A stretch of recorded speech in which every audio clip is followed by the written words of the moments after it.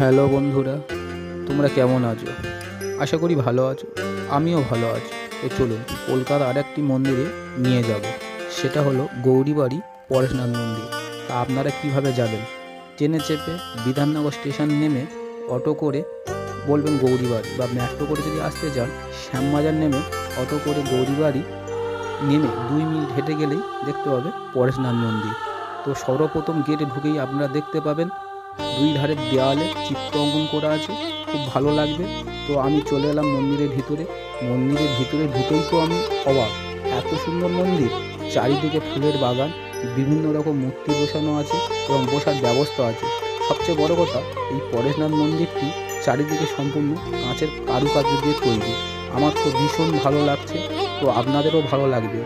আর সবচেয়ে দুঃখের কথা হচ্ছে মন্দিরের ভিতরে তোমাদের দেখাতে পারলাম না, যেহেতু ক্যামেরা এলাও নেই, তাই বাইরে থেকে দেখালাম। আর এখানে আরও 3টি বড় বড় মন্দির আছে, আপনারা অবশ্যই দর্শন করতে পারবেন। তো ছুটি নিয়ে একদিন চলে আসুন, এসে মন্দিরটি দর্শন করুন। আর বন্ধুরা, তোমরা যদি এখানে ফটো তুলতে চাও, এখানে এত সুন্দর সুন্দর জায়গা, ফটো তোলারও ব্যবস্থা আছে। তো আপনারা চলে আসবেন একদিন ছুটি নিয়ে, আপনাদের খুব ভালো লাগবে, যেহেতু আমারও ভালো লেগেছে।